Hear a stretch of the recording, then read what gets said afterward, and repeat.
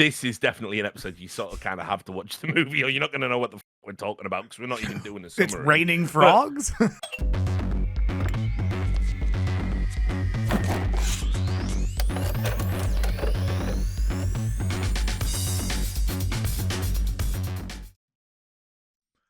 Welcome back to Foreplay. We are in the second film of our second director's arc. This is Paul Thomas Anderson. And we, after having gone through his directorial debut in Hard 8, we are going to be discussing Magnolia from 1999 today. As a reminder, we will be jumping forward quite a number of years to 2012 with The Master for our next one.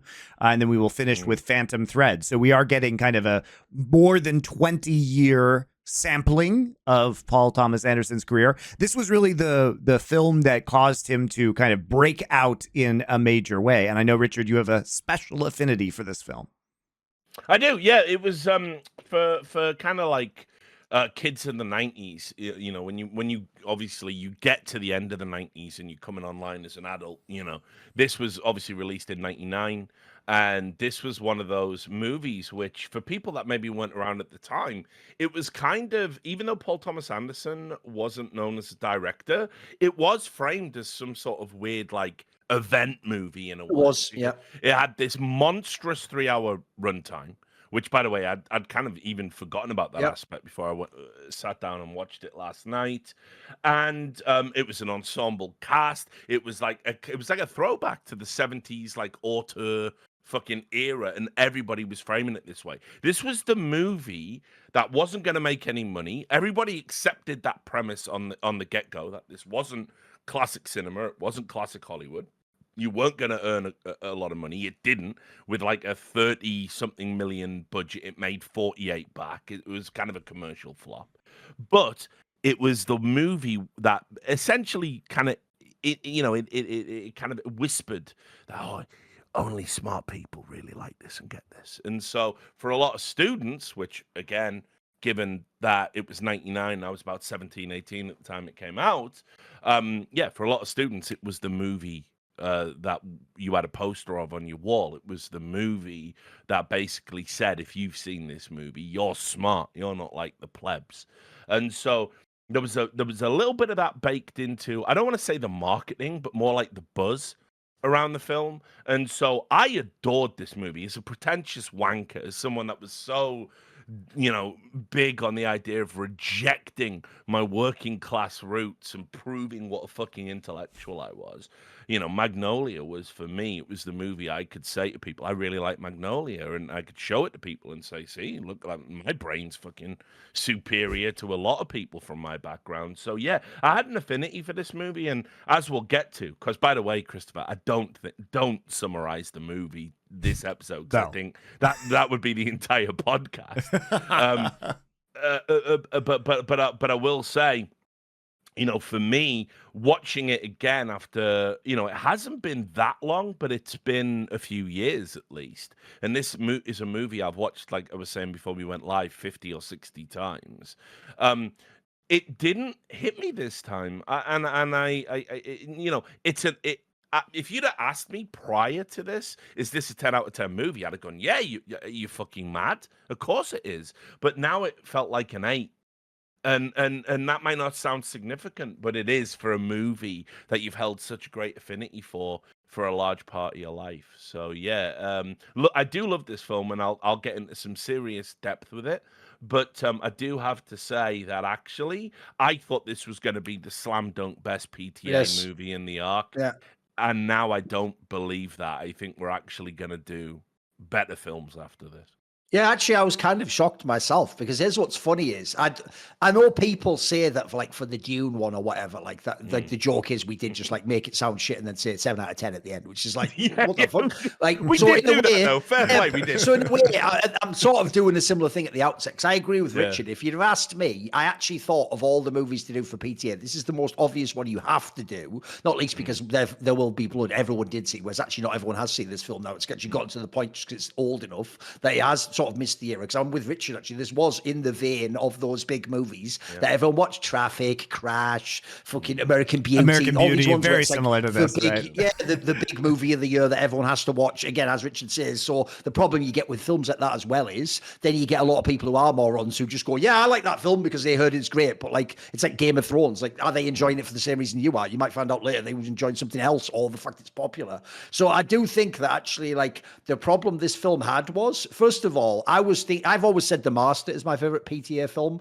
I actually thought it was going to be like, that's why I was interested to rewatch this. Like, maybe though, I haven't seen this in a few years. Maybe this will be able to battle it. It can't though, because the problem is, I actually agree. I thought if I had to describe this film, it's like, if you're someone who likes great American cinema, this is an easy 9 out of 10. It's just like a home run. Everything's perfect about it. There's no real problem. There's nothing like insane you got to watch about it, but like, it's just guaranteed entertainment. And it is, like, I enjoyed watching the film again. I don't have many negative things to say, but at the outset, I'll also say the same thing, which is, whereas in a lot of those big event movies, they actually tend to, within the structure of the movie, have some sort of like a big scene where it's like, oh, the storylines connect, or like, oh my God, the reveal, the twist. That it doesn't happen at any point in this film. Like, even when they're weaving the storylines together, it's never actually, in fact, this is the thing I'd say. That's actually the thing that in my mind, I think I misremembered. For some reason in my mind, there's two parts. One is when later in the movie, they have the scene with the frogs falling down. That, which obviously then shows all the storylines one by one of what everyone's doing as the frogs fall down. That combined with the storyline of Claudia and the guy who's the fucking, the cop guy, whatever his name was. What was his name? Jim, John C. Reilly's character. Jim, there you go. I thought, though, for some reason, even though in the movie they do have like a scene where it's like, oh my God, and then they get together. In my mind, that was like a massive, like, triumphant, like, oh my God, it brings everything together, and the emotional heart. And I didn't get it when I rewatched it this time. It was like just another thing. In fact, I'd say the interesting thing I thought about this film was, even though this is like right in the heart of PTA's oeuvre, I actually think this is when he's still transitioning a bit and developing as a director. And so I think it is a very good film. But I've got to say, to me, this is more. Actually, I'm glad we actually led into this series with Hard Eight. I actually see a lot of Hard Eight in this film. Like, to me, this isn't something you watch actually for the story. Like, if you watch this and you see, oh my God, right, there's all these plots that are going to connect, so you're going to think it's like, so it's about like the reveal of all. It's like, not really. Like, by the way, almost everything that happens in those plots is inferred very early in the film. You can guess it. Like, you can even potentially guess the Claudia angle if you think about it. You can guess the Frank Mackie angle with the die. Like, all these things actually are. It's not like a Columbo episode or something where there's some hidden element you got to figure out. Like, actually, that's all just there on the. So I would say the way I think about this film is, it's very much a film where you're just supposed to soak in the experience and the acting performances. It's not really about the plot to me. It's more about just getting to see these brilliant actors as an amazing cast just do their fucking jobs, go to town. Well, it's also, I mean, part of Paul Thomas Anderson's style that we saw in Hard Eight is that he does slice of life dramas, right? And yes, there was some more action in Hard Eight, and yes, it was kind of noir, but a lot of his other films, like you look at, we'll be talking about that, less so The Master, but even his most recent film, Licorice Pizza, is a slice of life story, right? And this film also is, but it's almost like, you know, he dialed up the slice of life to like the most epic it could be. Because at the end of the day, I'm not going to summarize this film because we're talking about probably nearly a dozen characters in this movie. The reason why it's 3 hours long, guys, is because he's trying to tell like 6 different narratives simultaneously, with various characters weaving in and out of each other's lives. But all of this is taking place in the San Fernando Valley in California. So this is just north of Los Angeles proper. And it is part of that Hollywood scene. And it's about how all these characters end up being connected to each other, either through, physically moving into each other's lives at times, or being connected via Hollywood itself, basically a production company and a TV show that has been running for decades, like a TV game show. And so all of these characters are great. And part of the fun of the movie is, how does everything match up here? But there isn't a spectacular reveal. In fact, there's a very surreal way that all of this is tied together at the end that makes this movie great to talk about, honestly. And if we're talking about, like, I do think a lot of the ending is rather overwrought, as it were, and I don't think that the infamous frog rain is as effective as it wants to be.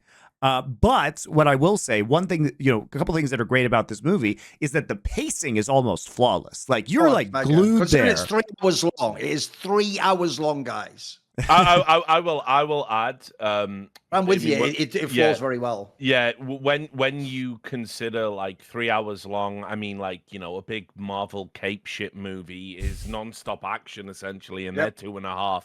Like, don't tell me your ass didn't get fucking numb towards the end of fucking, you know, Endgame or whatever. Of course, right? it's too much, right?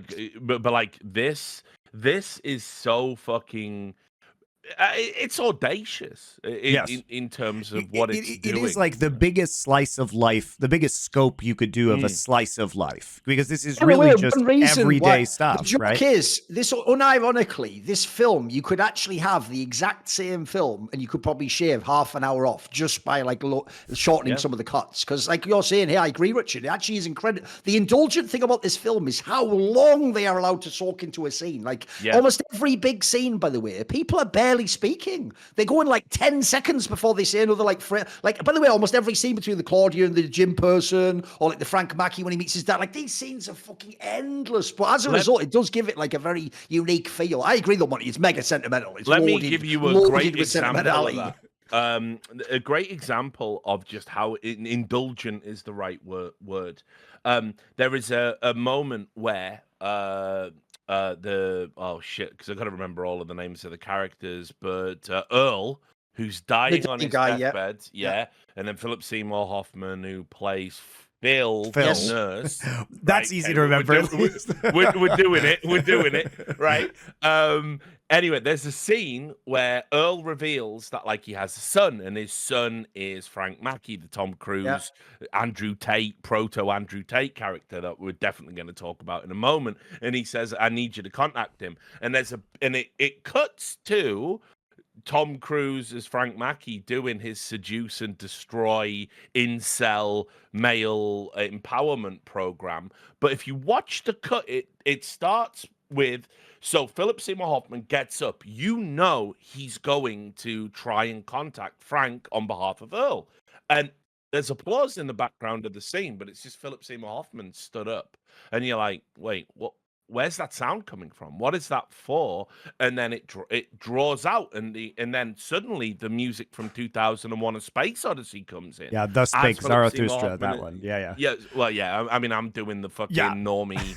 The normie reference, Christopher, but fine. Sorry. You fucking... Sorry. No. Exactly.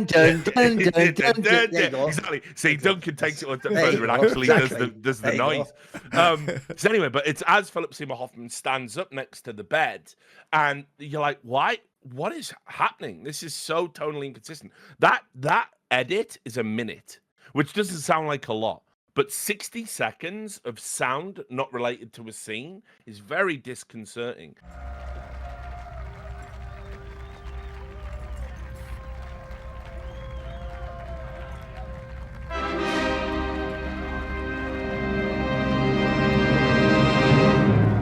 And these are the types of things that are indulgent and that would typically be put on an editing room floor. Yes. What's interesting, Duncan, is it's funny you say you could cut 30 minutes out this movie.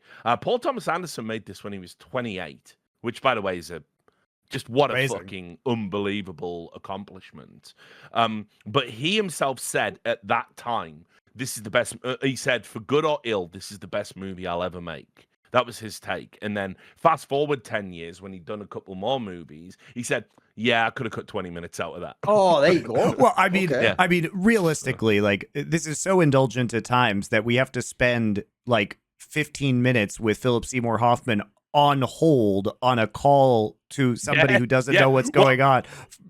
For a sales music line. From the quiz show, the connective tissue is playing in the background while he's on hold on a phone. Exactly. Yes, though, I'm like, we didn't need that. That's how this movie survives, though, because again, like Hard Day, it lives off the back of the actors' performances, and the point is, these actors are able to pull off these massive scenes where they just react. I mean, the joke is like, if you don't know, guys, even though Philip Seymour Hoffman is a brilliant actor, half the scenes in this movie is him just doing some crazy emotional reactions, but like. Just him doing like really weird face. It's almost like Jim Carrey-esque at times, you know. But they like lean into it. But the thing is, though, I have to say, when you bring that point up, though, it does make me realize if I took this exact script and I put like Nicolas Cage and a bunch of ridiculous actors, it would be the worst film of all time. It would actually. Yeah. Like if you actually let them chew up the scene, it would be bad. Whereas the difference is, like an obvious one we're going to reference is what Tom Cruise and people like that do a mega job. I actually think, by the way, probably the sleeper performance in this film is Julianne Moore. I think she's fucking insane in this one. Think of the gamut of emotion she runs through. This is the movie that made me fall in love with her as just as an actor. I mean, I think she was so right. So this is where the movie gets the podcast gets a little bit dark. I don't know if you've ever been around what it's like to care for someone end stage. When they send them home, the hospital says there's really nothing we can do, and you get to hospice. And particularly for working class people, this is quite a common experience. Sure. It's like we can't afford the private healthcare, so and the hospital says, look, we're at the end stage. They can die in this sterile environment surrounded by people, or we can just send them home and give you a nurse and whatnot. And I'll put them in the movies. Yeah, I'll put them in the movies. Bill Hicks, the fifth horseman. He's there. He's always with us. But yeah. So what I loved about this from Julianne Moore's performance is that I've seen it and I recognized it as real. She really, really, really. I've heard people criticize this as saying she's hysterical, histrionics, or whatever. That's the point. That was mega. Like, dude, I'll give you an example. That scene when she's in the like pharmacy place and that guy makes all those assumptions that she's like partying with her. I actually thought she did an amazing job in that. Of like the idea that you're so outraged, but you can't explain yourself, and you're so hurt, but at the same time you need the medicine. Like, I thought she did it. That was very authentic to me. So you get the contrast here because quite famously, Julianne Moore, when she has that breakdown, because again, for people who are watching the episode and maybe haven't watched the movie, I will say this is definitely an episode you sort of kind of have to watch the movie, or you're not going to know what the fuck we're talking about because we're not even doing a summary. It's raining frogs. Yeah, exactly. You're just like, what the fuck is happening here? But anyway, she goes into the pharmacy to pick up her drugs for her depression and her anxiety issues.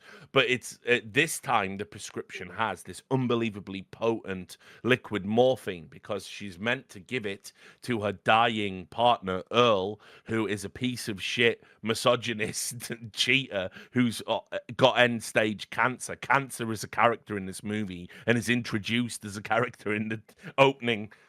Right. Yeah, remember it comes down. It's like one is the loneliest number, and then it goes down his esophagus, and he's got cancer. So anyway, because this is such potent liquid morphine, the assumption is that somehow she's faked the script, so the pharmacists are calling around to make sure it's been legitimately done. So she's already feeling judged.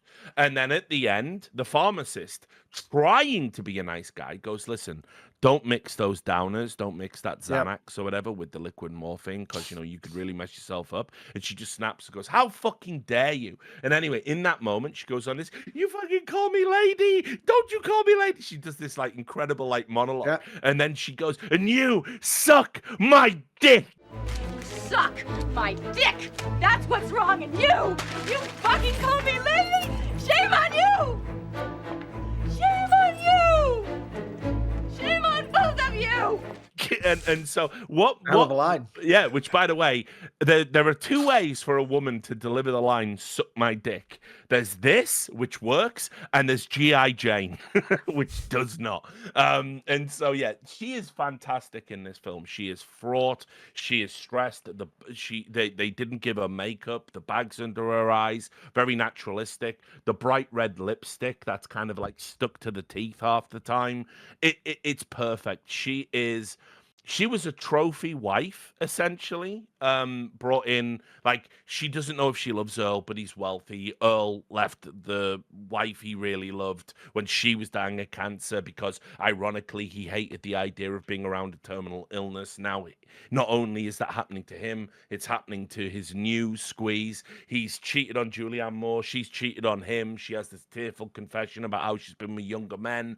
But she realizes in the end of his life that she does care about him, she does love him, and now she's going to have to administer the drug that will ultimately end him to relieve his suffering. And that is like such a weight to carry, and it's a weight that some of you listening to this now, you'll face it.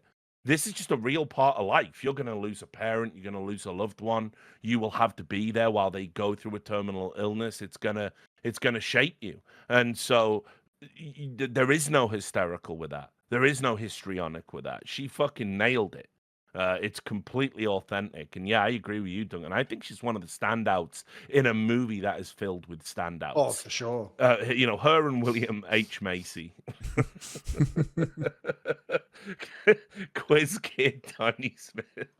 Oh, it's such a great concept, by the way. Like having the 1950s, because part of the whole texture of the show, because Earl, the dying man of cancer, is the producer of the like What Do Kids Know television show, and that gets tied in by the host and the host's daughter as well, because that's where Philip Baker Hall, who you guys saw in Hard 8, comes back as Jimmy Gator, who's been the host for decades. Great again, of course. Yes, fantastic in this.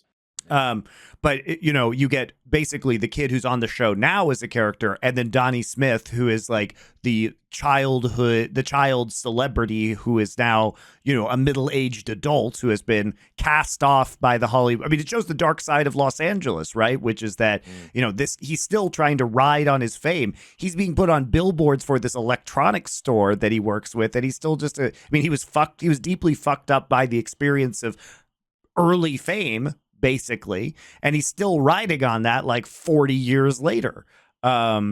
So he has a very interesting character, and that is then played against the kid who's on the show now, who's doing really well, who's kind of the modern day quiz kid Donnie Smith record and all that jazz. Yeah, just as a little quick detail as well, because this is like quintessential PTA, the reason he gets these naturalistic performances out of people. So the guy who plays Earl is an actor called Jason Robards, right? And anyway, he was actually dying of cancer when he filmed this. Interesting. He had lung cancer. He died the year after it was released. Tom Cruise has really broken up at his funeral. I mean, it's wild, right? It's a wild thing to do, and I think about that monologue. I think it's the best monologue in a film. It's mega. Full of monologues when he's talking about and he's kind of howling the goddamn regret. But the love was stronger than anything you can think of. Goddamn regret. The goddamn regret.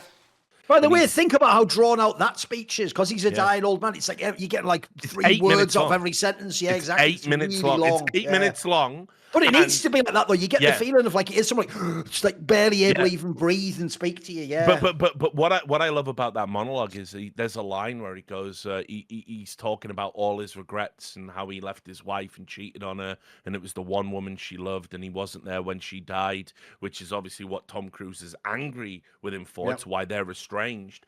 But he says in it, he goes, life isn't short, it's long. It's so goddamn long. And in that moment, you realize that here is a dying man. He just wants to get it over with. Like, he's so fucking tortured. He doesn't even want to exist anymore, because it's not the pain of the cancer, it's not the disease, it's the fucking regret of his life and the choices he made. So long. Life ain't short, it's long.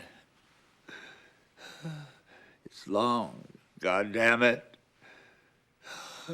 And I think that's unbelievably powerful. I love the way the monologue starts in typical monologue fashion. We're zooming in on him on his deathbed. He's got the oxygen tubes up his nose, and Philip Seymour Hoffman's there listening to him. And then towards the end, when the most powerful lines are delivered, the goddamn fucking regret, it's not even on him. It's on everyone else in the movie. And this, one of the things this movie does incredibly well is it shows that commonality of the human experience, and it does that through all the overlapping, crisscrossing narratives that are all kind of seemingly similar, and for him to give that narrative, he's the guy dying, he's the one who's literally at the end of his life. Other people are going to get there, obviously, like the host you were talking about, But he is saying, like, life is long and I am filled with regrets.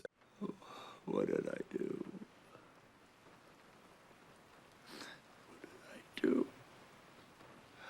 What did I do? What did I do? And what the younger characters, the thing they all have in common is they've all been fucked up by their parents in some way or by adults in their lives in some way.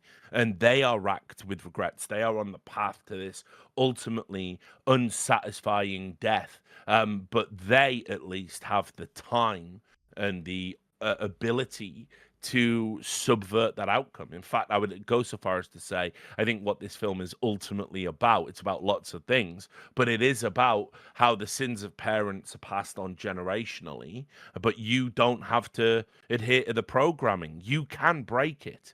And if you do, you will ultimately feel good about that. And that's kind of like, it does end on a positive note. For what is an incredibly, well, not incredibly dark, but a much darker film than I remember, actually. Well, that's actually one of the reasons. Oh, go on.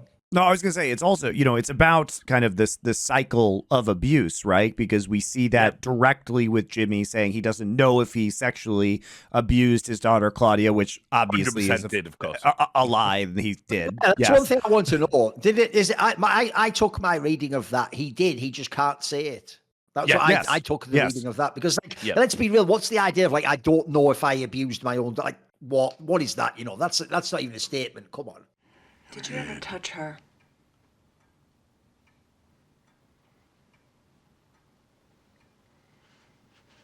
I don't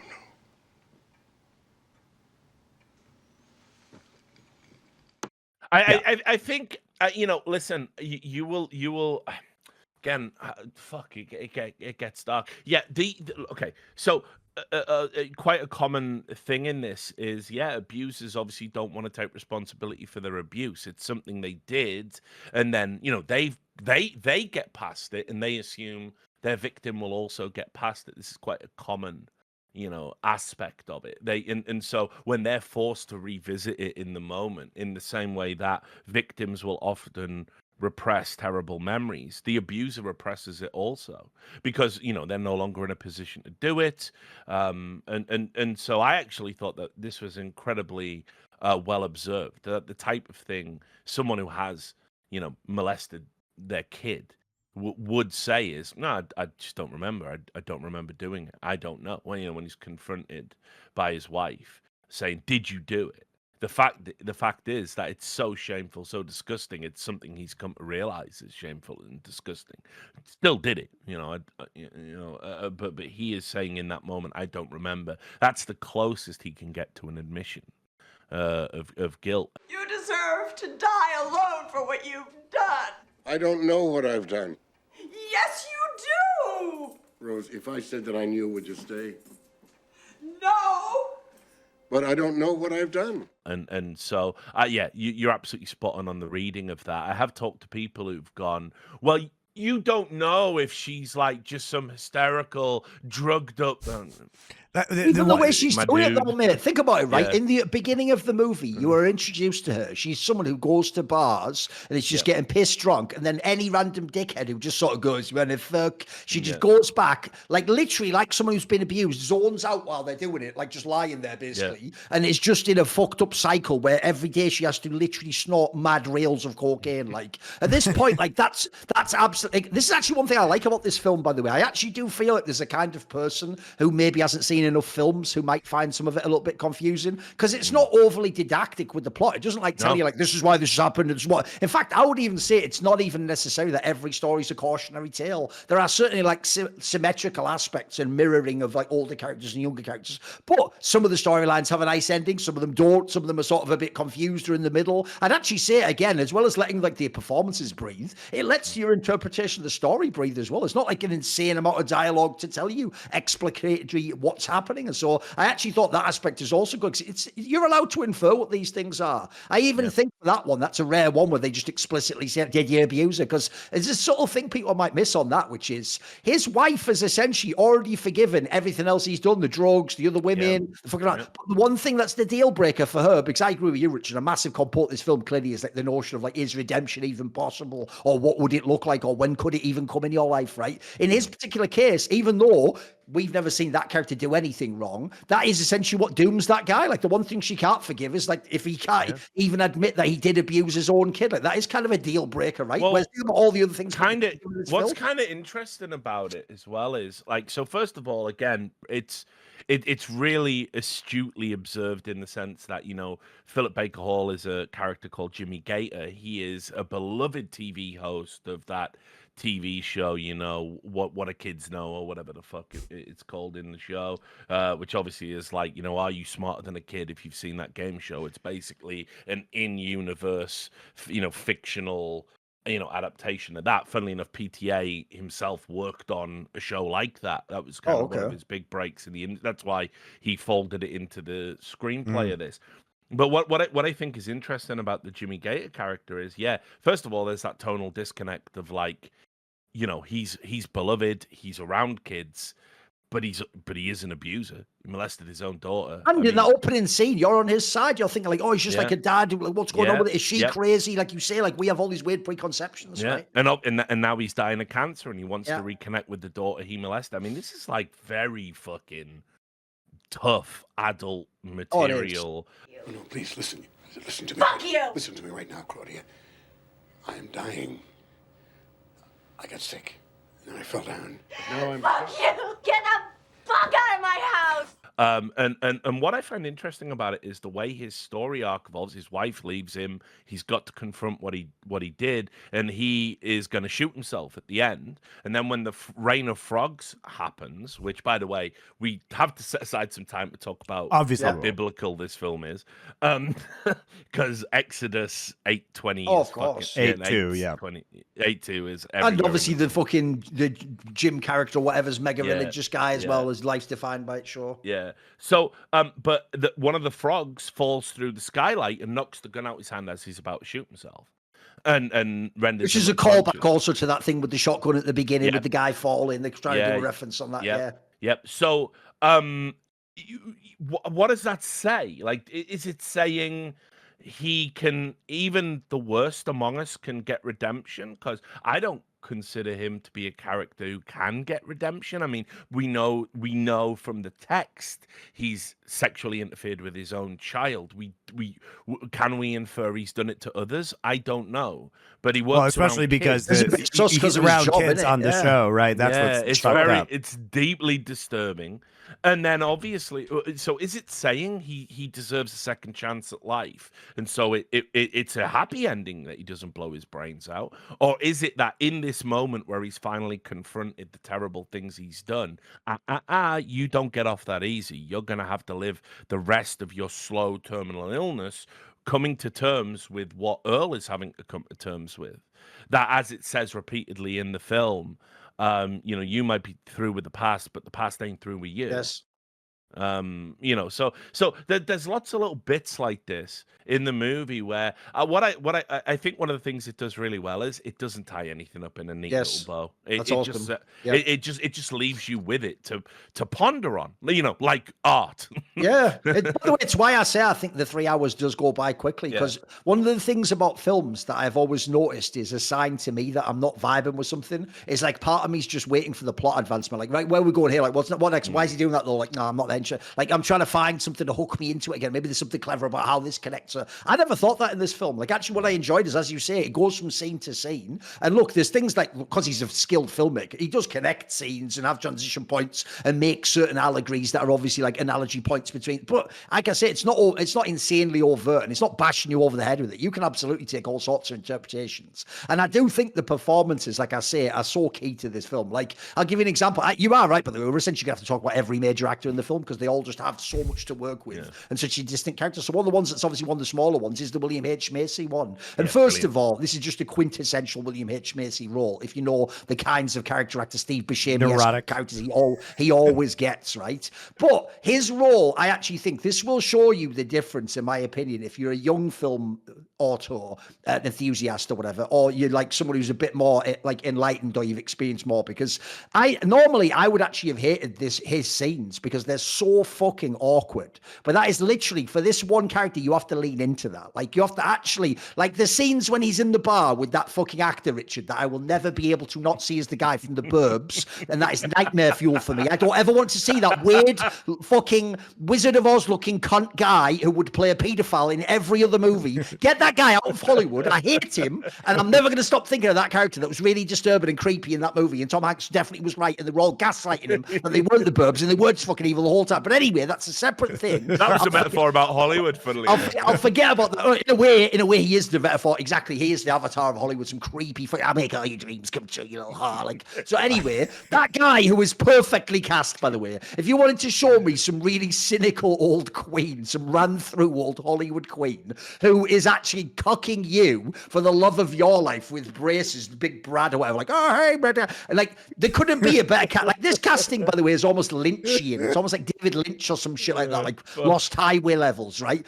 But that whole scene where William H. Macy plays, by the way, one of the best examples I've ever seen on screen of the obnoxious drunk. The people where there's that famous saying about a bar, that the worst thing about a bar is they deny you like something like solitude without providing company, was like the famous quote. Like this guy, when I first watched this film a long time ago, I felt sorry for this guy. Mate, in that scene, you're like, you're the prick. You're even next to that cunt guy I've just said I hate from The Burbs, that I sort of like hate the real actor at this point. And even I'm feeling bad for him that you have to put up with your fucking ear beating about some shite. Because even the way he's doing it, by the way, is like some ridiculous, like barely functioning autistic person. Like, man, I'm Quiz Kid Danny. I used to be so smart, but now I'm so dumb. It's like some Charlie Brown-esque fucking figure. Like, this is maudlin. Oh my God, this is killing me inside. Like, because that one character, by the way, loads of the others I feel sorry for, the people on drugs, even the people who fucked up their families. That one character, though, it's like, it just triggers the disgust response in me so hard. Like, that Willie Mitchell, he is so pathetic. And when they do that scene, by the way, which you have to remember, this was in 1999, guys, so certain things couldn't be as subtle. It's the scene where he explains, like, I got a lot of love to give, which is already like a weird thing to say. But I don't know where to put it, And then it zooms in, and he's just got that super small little, like, presumably gay earring, like, got the smallest fucking earring you've ever seen. Like, I'm telling you, I have love. Yes, and I'm listening avidly, Helen. My name is Donnie Smith, and I have lots of love to give. His whole scene's like, I actually need like a shower after those. Like, oh, this is horrible. Oh. Yeah, it is unbelievably He kills it, mate. But what I love about it as well is like, you're right. Like, pathetic is the word for him. It's kind of interesting because obviously he was a child celebrity, and one of the things that we've never really seen a lot of come out of Hollywood is what happens to kids that get used up by the entertainment industry in later life. And we all know that, you know, that the classic trope of the child actor that goes on to be dysfunctional and then is essentially washed up by the time they're a teenager and doesn't get work anymore. Many such cases. Sad. But William H. Macy is Quiz Kid Donnie Smith, who obviously was like the smartest kid on the show, that the host, who's dying of cancer, you know, we're sort of watching an episode be filmed as he's kind of losing his mind because of the spread of the disease. But anyway, what I love about his stuff is, you know, he has become convinced that all of his problems in life can be fixed with if he gets braces and straightens his teeth out, because he's in love with a much younger, gorgeous, you know, fucking semi-twink. I still can't handle the idea that because he has braces, if you get them, then he'll be in love with you. It's just like, what I know. this? And he's driving, listening to that. Dreams can come true. The soundtrack is fucking fire in this movie. Yeah, even though on my own, I'd probably never listen to any of these tracks. The use of how they're done in this movie is mega. All the montages are fucking straight fire. All the tracks, the lyrics, mega well selected. and the fact they make it like diegetic as well, so really smart.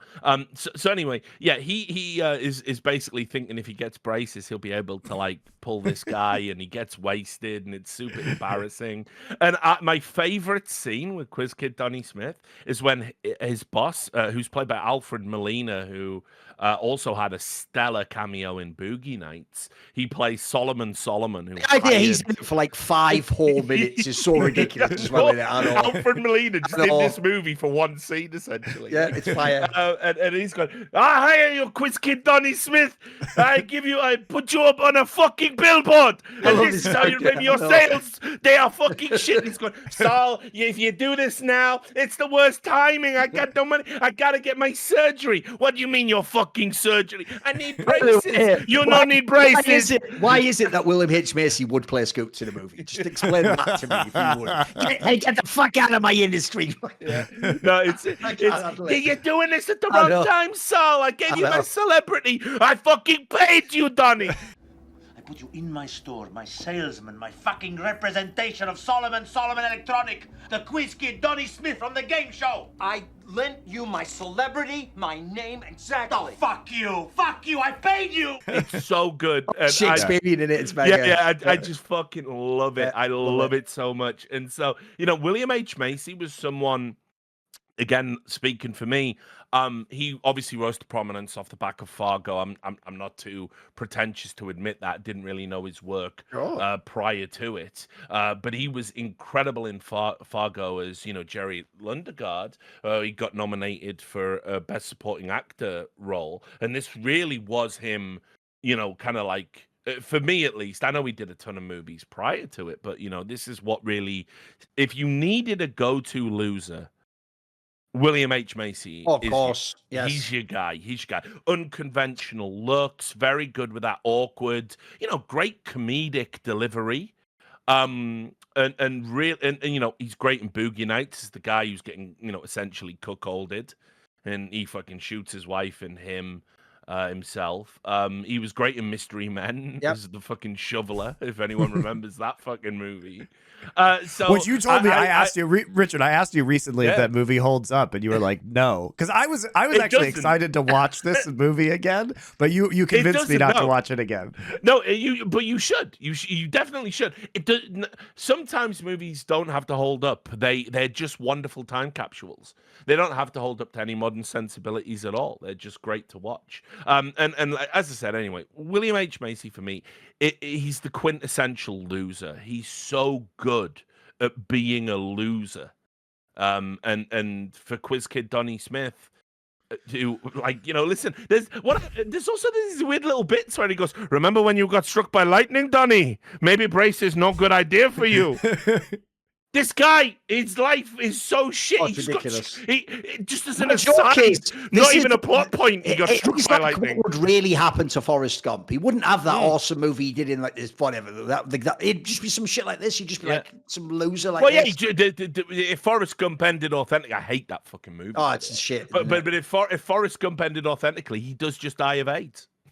Also, the problem, by the way, without doing a whole diversion, because I don't ever watch Forrest Gump, I'll just say it. My problem with Forrest Gump as well is I need another Thorin's extra scene, which is a scene in which I enter the movie, breaking the fourth wall, and just berate the Jenny character for being a whore for 20 minutes and then roll credits. Because she was a fucking abhorrent human being. And in that movie, I'm being gassed that I'm supposed to feel sorry for her. Like, that was his true love. Like, she's as bad as that fucker out with Titanic.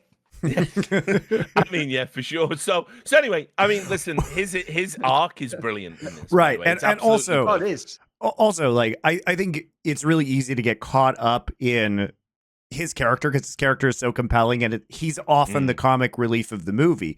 But there's also some really core points because the older gay man at the bar in the velvet blazer is dropping some really big thematic bombs throughout that scene. Yeah. Because when he's saying, like, you're just a spoke in the wheel, and then Donnie turns to him and says, what do you mean by I'm a spoke? And he says, we're all just going round and round. What does that mean, a spoke in the wheel? Things go round and round, don't they? Yes, they do. They do. I'll make my dreams come true. And that is a huge part of this because this film is about regrets. It is about intergenerational family trauma, but it's also about cyclical stuff. Cyclically just making the same mistakes over and over, or just being part of a machine where you're just kind of rolling along in your life and you're never actually addressing any of the problems. Because most of these characters, the reason why they are in their current situations is because they have allowed their lives to spiral out of control, which also then comes back to the end when the current kid who is part of this show, Stanley, confronts his father and says, hey, Dad, because this is another Hollywood trope that he's playing into, which is basically the parents of the child actor who are very, cruelly forcing them into these situations and being exploitative of their abilities and of their talents, right? And to the degree that this kid feels like he has to just sit there in this library, he is compelled to break into his school library to read more books to atone for his sins of not answering the questions on the show. But at the end, there is a glimmer of hope that is offered because this kid stands up for himself. And one thing that nobody in this fucking movie does is ever stand up for themselves. Right. And that is part of the message here, which is that these people, yes, they are victims, but they are also not confronting the things that are causing their life to be crippled or for themselves to be emotionally damaged forever. Yeah, you could divide the characters up into essentially, kind of almost like victim and perpetrator, and we're kind of like, we're less interested. I mean, we still explore them, textually, we still explore what it's like to be, somebody that's done terrible things and be regretful about it. But what's a lot more interesting is the other side of the coin, which I would argue all redemption. The other major characters are, look, these terrible things happened in my life, and they, I mean, with Tom Cruise's character Frank Mackey, it's a good spot to talk about him. Obviously, as I said, he is the proto Andrew Tate, which is a very reductive way of talking about this character, just for historical context. Because again, I know a lot of people won't know this, but we all do. We're all of that age. There has always been someone in modern culture who frames themselves as being an alpha male, and they appeal to lonely men and exploit their vulnerabilities and their needs by presenting themselves as like, listen, if you're like me, you will get laid. You won't be lonely anymore. By the way, I will. Sorry, go on. Jump in. It's also that the way this is often presented is that, that the men are victimized, and the way to get a weird kind of vengeance is by having sex with women. Yes, yeah, completely. And look, I don't mind. I've become less concerned about whether people or not want to take my own personal experiences on board. I laid a fucking ton of pipe back between the ages of 19 and 28.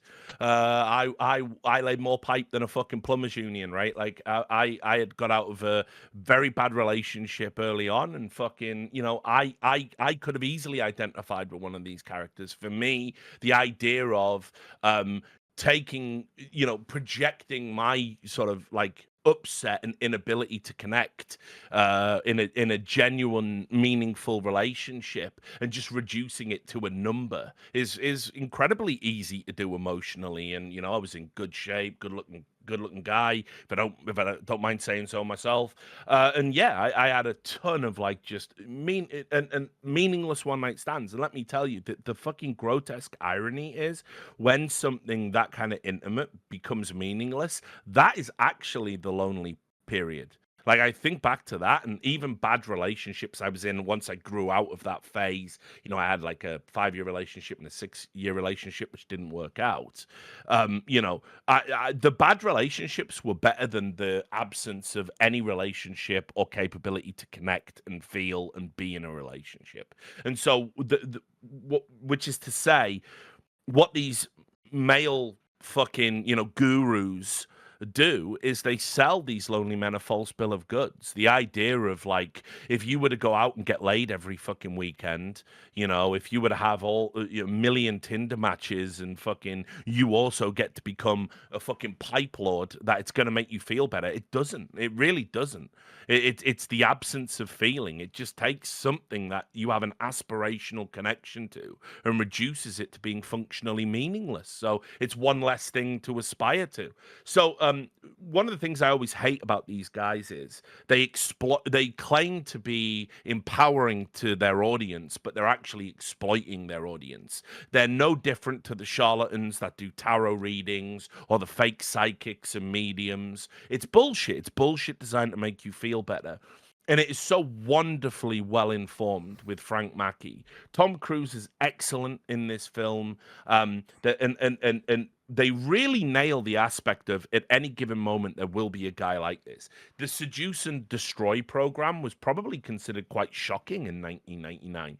Tom Cruise comes on stage with the Spoke Zarathustra music. I'm pandering to Christopher there, and he literally opens up and turns around and goes, "Respect the cock," pointing to his cock and balls, and then he cracks a fake whip and goes, "And tame the cunt." Respect the cock. And tame the cunt. Tame it. That is Tom Cruise's opening lines in the movie. Oh, it's wild that he'd say that on camera at this point in time in 1999. Exactly. Yeah. Yeah. And so obviously, you know, incredibly shocking for the time. But if you think about where the manosphere has got to subsequently, actually quite tame. Yes. By modern It's kind of amazing that Paul Thomas Anderson was able to predict this in that way, because that in particular has aged extremely well. I think there's lots of the movie that's quite prescient in that sense, in that clearly PTA has a very, you know, he has his finger on the pulse of culture, essentially. Yeah. But anyway, he's a keen reader of human nature as well, which is why one of the reasons why he's so great. Which is why these things obviously recur, you know. But yeah, I think what's wonderful about the Tom Cruise character is that here we have a man that is projected, and this is very important for when you think about things that has happened in the esports industry, just in our lives, things we've observed, the concepts of cancel culture and all of this. So Frank T.J. Mackey is a deplorable misogynist, right? He makes his money by saying reprehensible things about women, that all women must be reduced to sex objects. By the way, wonderful dialogue he has. It's so hilarious. Like, there's a scene where he goes, how to fake like you are nice and caring. Page 23 of your white pamphlets. And he does this. You know, fake a tragedy. This is a good way to get some pussy and all this. And you know, it's just so wonderfully well observed. By the way, it's not even wrong in terms of these methodologies. Yeah, of course. Work, you know? Push-pull dynamics and stuff. Yeah, of course. Exactly, right. And that's the other thing I love about this. You go, oh, he's a terrible misogynist. He is, but he's also using classic manipulative techniques that, you know, guys do use. So, you know, make of that what you will. The women, they don't lie. No, women don't cheat. Women don't manipulate us. But you see what I'm getting at. But anyway, what I love about it is he probably has one of the more satisfying character arcs, because what you learn about him is, first of all, he's a fraud, sure. And that's very satisfying when he has that interview with the journalist and she's going, you didn't go to Harvard, did you? And he went, oh, no, I didn't officially enroll, but I had some wonderful professors and blah, blah. And he does this. But then what you learn about him is he's not a misogynist. He doesn't hate women. He's doing this now as some sort of like means to make money in the defense mechanism, but he actually cared for his mother who was dying of a terminal illness when his own father walked away, and this has left him irreparably damaged. And then also the scene where he finally confronts Earl on the deathbed, and I know we're going to disagree on this, Chris, but I think Tom Cruise is great in this scene. I really do. No, I don't think he's bad in this scene. I just think it's a little bit overwrought. You know, I think for me, there are certain scenes in this film that, so like the scene where they all start singing the same song that's on the radio together, that are just, it's a little bit over the top. And then the dad confrontation scene, it does feel kind of weird in the context of the That's rest the thing. of this movie. I'll meet you in the middle in this sense. I don't think I actually disagree on the singing one, even though I despise musicals. That's actually a rare instance of where I actually thought it sort of worked. That even like the Philip Baker Hall character says the lyrics, I found it kind of poignant. But on the actual Tom Cruise one, here's what I'll tell you. Even though I agree with Rich, I actually think he does a very good job acting. The problem is this: it's a bit like the joke I often make in esports, where people are doing like, you know, someone's doing a vlog footage of like Cadian or Carrigan, and they give like that speech where you just want to go, like, bro, you know the reason why in the movie the speech is epic is because it just was an epic moment, but you're clearly like deciding this is going to be the epic moment. And essentially that's what I would agree, Monty. I can tell 1 second before they started rolling, Tom Cruise thought in his mind, this is the scene I win the Oscar off.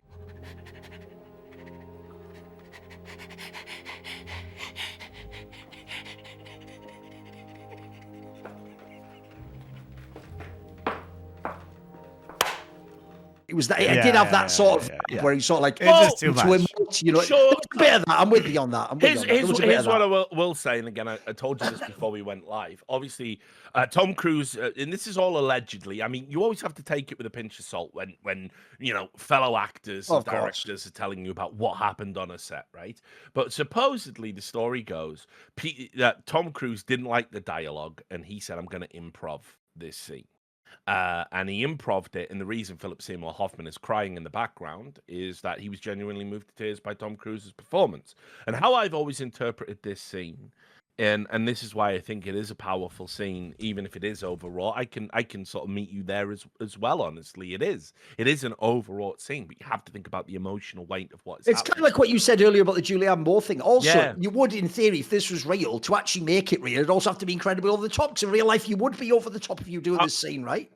And again, this is going to happen to some people watching this podcast. It might happen. It might happen to you guys. I don't know enough about the intimate details of your life, but imagine you were estranged from a parent. You know, I am. I don't know where my dad is right now. I'm always thinking in the back of my mind, if he's not dead already, what would happen if I got a phone call from like one of his family, like, you know, Richard, your father's dying. Do you want to come and see him? Like, would I go? If I go, what would I say? What would I do? Now, I don't hate my dad. He's just not in my life. You know, he was a career criminal and, you know, he just wasn't around because he was in prison. And I haven't seen him since, 97 or whatever it was when I was a kid. So, but there's no hate there. He wasn't even around to be abusive. He was just absent. So I don't think that warrants hatred. But, let's say he was, how would I react to that? Would I go? And so Tom Cruise's character, he's made an avatar of his own father for not caring for his mother, putting him as a child in the position of being a primary carer for a terminally ill parent. And he absolutely despises this avatar he's created. Now he's been contacted. He's dying. It's the last chance. He's going to be gone in 24 hours. This is it. And he goes and he sits there and he relishes in it initially. Fuck you, you piece of shit. I hope calls him a hurts. cocksucker. I hope you can hear me. Cocksucker, that's what we used to like to say, right? Cocksucker. But you are, you cocksucker, Earl. It hurts, doesn't it? Huh? Yeah. I don't know if people missed this, but the whole point was, he's also saying like that's what that dad guy when he was mean used to say. He used to call everyone a cocksucker, kind of like he did earlier to the Phil guy, right? They're calling that back too. Yeah. And so he even says, that's what you like to call people, wasn't it? Cocksucker. I hope you can hear me, you cocksucker. I hope it hurts. And he projects the hate that he's had stored up onto him. Really, in a vulnerable moment, in a terrible moment, something that would be really inappropriate if it wasn't for the, intimacy and genuine, feeling of the scene. But as he gets the hate out of him, as he kind of expunges it, he realizes it's not worth it. It's never been worth it. And towards the end, as he breaks down in tears, he's saying, "Please don't go. Oh, don't go away, you fucking asshole. Don't go away, you fucking asshole. Oh, God, don't go away, you fucking asshole." To his father he's been estranged from, that he realizes that if we just had a bit more time, maybe we could have worked through it. And that, to me, that is fuck. I don't give a fuck. Like, you can I mean, listen, there is some irony, of course, to Tom Cruise essentially playing a guy who exploits people for money in a cult-like environment, right? You have to be very mindful of that. But I don't give a fuck. I think this is This is a wonderfully earnest performance, and it certainly, I don't know if it's because of my own experiences, it said something to me. Like, I felt it in that moment, and I still did on the rewatch, even though I think this is no, maybe it never was a 10 out of 10. Maybe it just caught me at the right time in my life. Certainly, there is nothing about this scene that I don't think is incredibly powerful. And I think when you consider 99 was Tom Cruise did this and Eyes Wide Shut. True. This is where you have to respect Tom Cruise as an actor. He does have the chops to Oh, play. yeah. I mean, that's the thing about Tom Cruise that I think people don't understand is because a lot of time, probably, modern people see him as like, the Mission Impossible guy, because that's what he has made himself into an action star. But I mean, he's actually had very good range. Like this part, I think shows a lot of range for him. He even does like comedy very well. He's not even obsessed with his own looks. Like look at Tropic Thunder, where he plays like a balding, film executive. He's hilarious. I'm convinced that is a callback to this part, actually. It might be. What would happen if Frank Mackey never had the redemptive aspect and he became a Hollywood producer? He would be that character. Yeah. By the way, one reason why the casting of Tom Cruise is also genius is because, like, for example, when he starts into that whole sequence where he's being interviewed by the black actress, who I forget the name of, it's just not a famous actor at the time, right? That when he does that, I'm telling you, like, if you've ever watched an interview with Tom Cruise, that is actually like the real Tom Cruise initially. Like, he's coming off with all the showbiz charisma, even the way he's trying to finesse her. I'm Superman. I'm like a fucking action hero the way I feel. I feel like I could walk out of this room right now, Guinevere. I could go down the hall, I walk down the street, and I could pick up any sweet little honey that I meet. Because if you notice, obviously the whole point of that interview is like a power dynamic, isn't it? It starts off with like him using his charm, trying to win her over, manipulate her, and then she gradually sort of tries to assert control by telling him like she's researched his past and all that jazz. Well, she sets up the trap too by allowing him to tell his story and then like surprising him with the truth. The only thing is, though, this is also one area I want to see where you guys were at, because even though they set this character up to be so you can easily dislike him because he's so over the top and so vulgar, etc., I actually found personally that was also a very awkward scene to me. Like, I find it really awkward when, like, if people don't know, I've never ever done a gotcha interview in my entire career. That's not my style. I actually personally don't like them. Like, I don't like because here's the problem. I actually think they're inappropriate in that setting where it's like a one-on-one thing. Someone brings you in your house as though you were doing, like, by the way, what they'd expect, like an interview about the good things in their career and who they are, and then you bring them in and you're acting like you've gone to a press conference for like a public official and you're saying, like, sir, you must answer this thing. And so personally, I find those interviews anyway really awkward, and they really kill how, like, the second she says that line where it's like it flashes on like Tom Cruise's face and she goes sort of like, do you want to talk about your mother, Frank? Like, even the way she says that is so creepy. Like, oh, fucking up, this is gross. But what I think the scene is meant to show, it's not just to reveal the hidden layers to the character, that essentially the Frank Mackey is just a character, an affectation, he's created to deal with his trauma, essentially, which, by the way, is a very good lens to view a lot of these manosphere people through, when you understand that many of them are just, pathetic.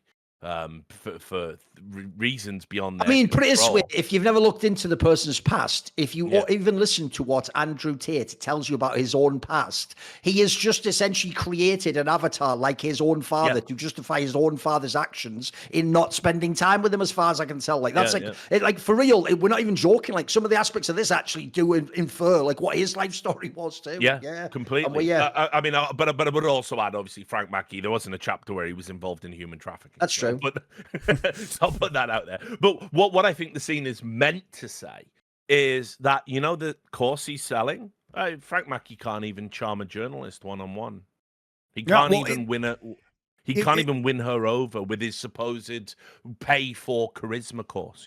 Well, it's also that he, the weird part about this character and what I really like about it is that the reveal of the truth is actually damaging to his brand, because his brand is being a callous asshole. And his whole thing is that he really actually cared for his dying mother and clearly respects women because he saw her through that process. The irony is this scene is actually like Julianne Moore's character in the pharmacy. What happens is this journalist thinks, like I said, I've got you, you bastard, you're some misogynist, and I'm going to reveal the secret that it's also about your mother. And what she actually does in that doing so is she has preconceptions that he's like this big abuser, piece of shit man. Whereas actually what you realize is, one, he's not. That is part of like the charade. But then also think about what his response is. And the person who's actually misogynist, by the way, would stand up and go, you bitch, fuck you, blah, blah. What she does at the end, he doesn't. He actually has a very feminine response. He gives her the silent treatment. He just sort of says, I'm judging you. Like,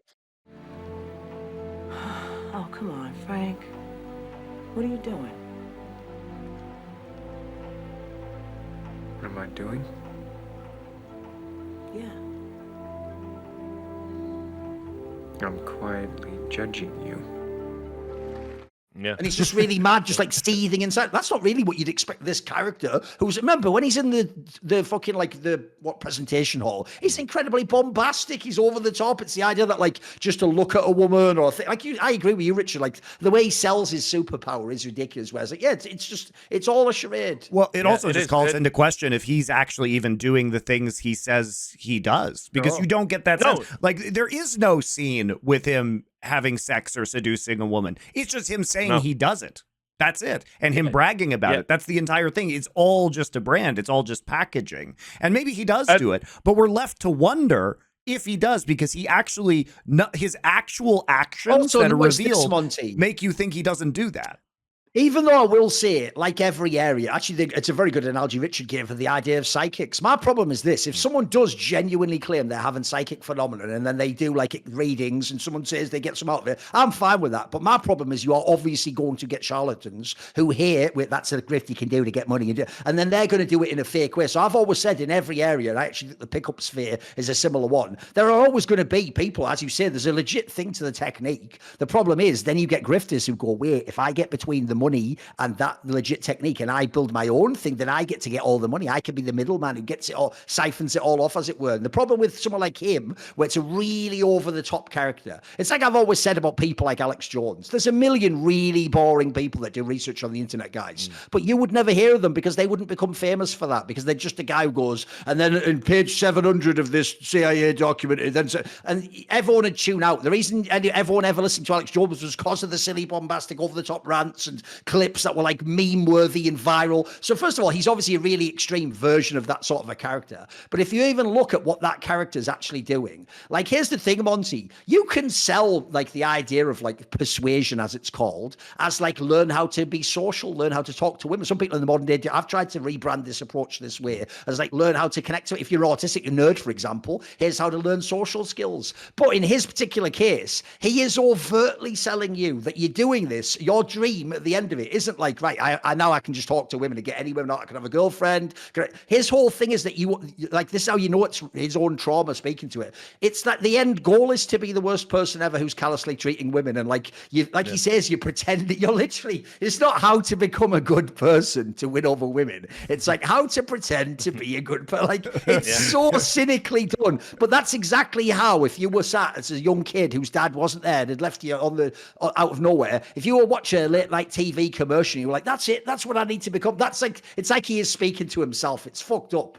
There's something so revealing about that, because I actually agree with you, Richard. I don't come away having a negative view of that character. I actually feel very sorry for that character. It's one of the ones I pity more. Yeah, no, exactly. And what's also really clever about it is he's obviously the mirror to John C. Reilly's character, Jim, who is can't seduce anybody. Yeah, exactly, right? But like, think about it. So John C. Reilly is a police officer who's always trying to present himself as being macho, but we know he isn't.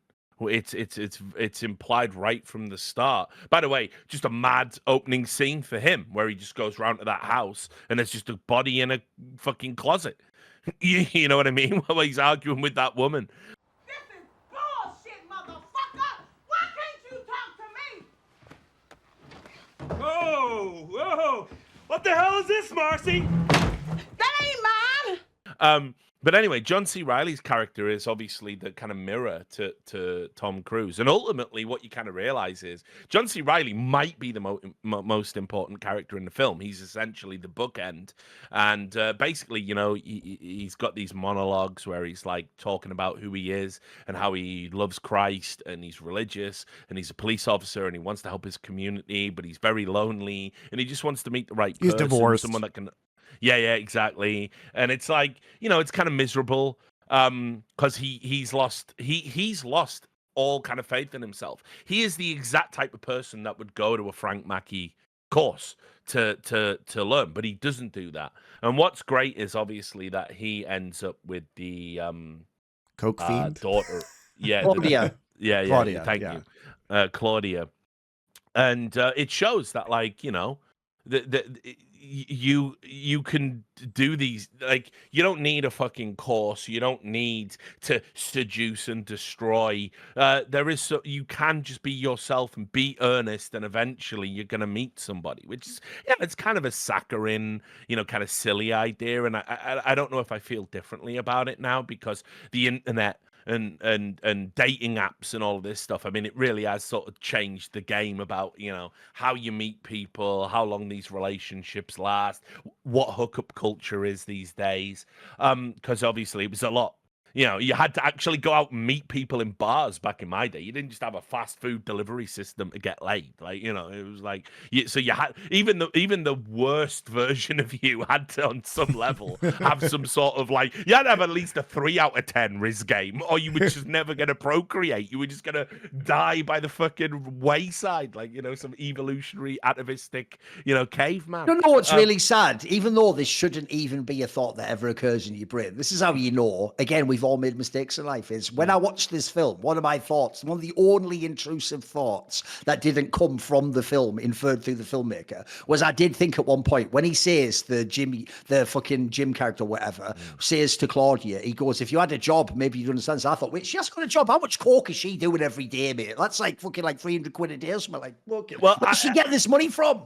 Well, I think it was always implied as well. I think it's implied again, just because, you know, there's some very subtle aspects to the script. Not everything in this script is subtle by any stretch, but I always thought it was kind of like her father was kind of like, you know, paying it off, the apartment, right? Right. Gives her like the stipend, obviously, yeah. Because I think that's why I don't know. I always got that reading from when he walks into the house, right? After she's screwed that hideous guy, and he goes, "Can I come in?" And he goes, "Sure." And she goes, and she's screaming at him, going, "What the fuck are you doing in my house?" And he seems kind of nonplussed by it.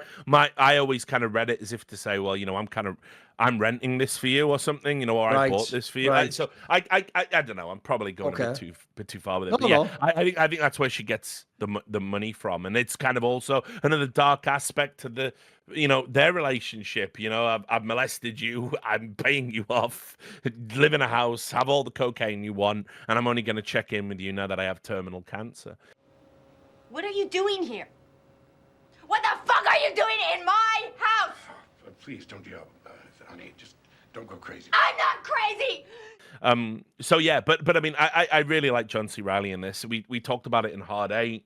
About how John C. Reilly essentially, well, I talked about it. Has two characters. There's the stupid Will Ferrell broadly comic stuff, which I don't like him as. I don't think John C. Reilly's great at that. I like him when he's being subtly comic and comedic like this, which is, you know, he's saying what he's saying earnestly in universe, in character, but it's hilarious. Like, you know, when when that kid gives him that rap to reveal who did that murder that he was investigating at the start, and he's going, "I don't like that word, homeboy," and you're like, "Oh my god, this is terrible." This is like, but it's so relatably cringe. It doesn't feel like cringe for cringe's sake, like, you know, in The Office, where, you know, fucking he's looking at the camera or whatever. It's just that character just is cringe, you know, and John C. Reilly does that impeccably, and does it impeccably in this. Buster, you better just shut the fuck up. Try to listen and learn. Oh, cut it, Coolio. I've had enough with the mouth and the language. I'm almost done. Finish it up without the lip. And I just love the ending for those two characters, you know, for him and Claudia to kind of come together, and for her to you know, the end scene is he's trying to comfort her about something, and she just looks up at the camera and smiles, and it's kind of implied, you know, like if you just hang in the pocket, life can get better. It's kind of like it is a very life affirming film in that sense. And I think they chose the right two characters to focus on in the last scene. Could have been anyone else. That ending story to that narrative is why I think I was expecting when I rewatched it that it had some like big, enormous emotional ending for everyone, but it wasn't. It's only really those ones get like the happy ending in that sense, right? So I actually think though that is the most appropriate one. Like when you consider the themes of like redemption and guilt and things like baggage following you around, that all the characters are dealing with in this film, I actually even think people will be very cynical with how they'll read those two characters. Like if you were cynical, here's the reading you'd do, which is that like they both think they're tricking the other person. Like obviously the Jim character thinks he's like a loser who just doesn't get like the social aspect, and he thinks he's actually the one blowing it and being really awkward with this woman he's met, whereas he doesn't know she's literally barely holding it together on drugs, like trying to figure out like how's she gonna like transition from that to like pretending to be sort of a good girl, which she's obviously had a very tortured past, and she was literally like 5 seconds before he walked in the door just reeling any fucking person, and including dooding reels as well, just like right before. But what I actually thought is I read it differently. I actually think it's a very beautiful ending. This is my reading of it. That's why redemption is possible without necessarily anything like external needing to happen, because these two characters like actually both need each other. Like at that point, this woman does need a total clean break. If people don't know, one of the classic things about drug addiction is it's also the circle of people you're around. It's the life you're in. She needs actually exactly this sort of this is exactly what the doctor ordered. Some big, strong, like big, friendly, giant-esque character who's nothing like presumably the father who abused her, etc., but can protect her. He's like a fucking authority figure. He's very earnest, like Richard says. There's nothing like duplicitous about him. In fact, in a way, there's another thing. If you have trust issues, pick some big, dumb, friendly guy that just says what he means and is who he thinks. Like, that's what a perfect character. And then also, get duped by that guy, even though you're thinking, but he doesn't know about my past, it's wild and crazy. Yeah, but the joke is he thinks his past shameful. He's just been a kind of a loser, just doing the job, and he thinks he's never going to meet anyone, and it's over. So actually, I think these two characters are perfect for each other. The real irony is they don't even need to know each other's pasts, which inevitably they'll find eventually. And as they sort of both awkwardly explain to each other on their dates, this just is kind of how it goes when you meet someone. By the way, there's even kind of a hyper-exaggerated version of what every first date is like. It's always awkward. You're always pretending to sort of be the person you think they might like, or that you wish you were, that they could then love, etc. And you're all dealing with your issue. What things do I hide? What do I reveal? There's always a vulnerability there to some degree. I actually thought that stuff was I thought like I didn't take any of that as like overly saccharine. It's definitely got a very sentimental ending that like ends in a certain specific way. I don't think there's too many interpretations for, but I actually found it very earnest. I thought it was like, very like real. I agree with you. That storyline especially very life affirming. Yeah, for sure. And look, so this is the point where we sort of should talk about the Bible references. I'm glad he said the word references there. Were you so scared when that sentence came up, man? This is the Uncle Richard's religious segments. Like, well, I mean, we used to do that on By the Numbers, didn't we? We used to have like fucking Bible lessons used to come out. But like, let's talk about obviously all the references to specifically Exodus 8:2. I counted. I think there was 7. So there's literally a sign in the crowd that says Exodus 8:2 on the kids' Oh, TV right. show. Okay. There's the 82% chance of rain in the opening scene.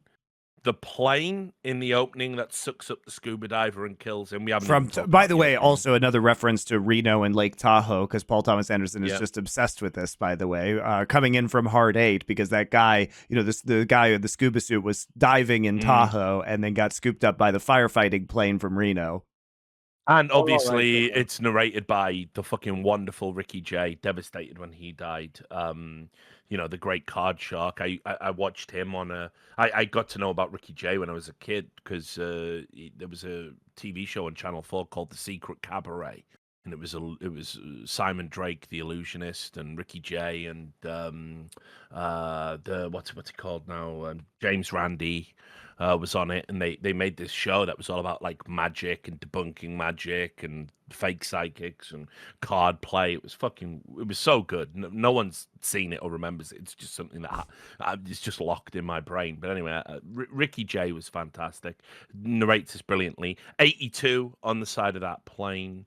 When the guy jumps off the building, also in the opening scene, there's 82 on the graffiti on the wall. The Frank Mackey seminar is at 8:20 p.m. When the lady is booked into the police for the murder that happens at the start, she's 82, 82, 82, 82 is the number. So, obviously, but by now that if I'm going just off the King James Bible version. I have no idea. I don't know enough about Bibles to know if King James is considered the good version or whatever, or if it's some deeply problematic version. But the King James Bible says at 8:2, Exodus 8:2, and if thou refuse to let them go, behold, I will smite all thy borders with frogs. And this is about obviously the Pharaoh. Who wouldn't let enslave the Jewish people, the Hebrews, and was making them build pyramids or whatever the fuck he was doing. Was given. Listen, it's been a long time since I read the Bible, so basically, this is part of the threats that God makes in the Old Testament. Yeah, maybe you're not the best person to explain this, Richard. No, it's good. It's fine. I'm doing it well. And anyway, he gets threatened with 10 plagues. The second of which is the frogs, right? And then obviously at the end of this movie, there is a sort of plague of frogs. So what I was going to put to you, my Bible loving friends, is how do you interpret the importance of that line as it relates to the Bible and as it relates to this story? Like who has to let who go, and what are the significance of the frogs at the end of the film?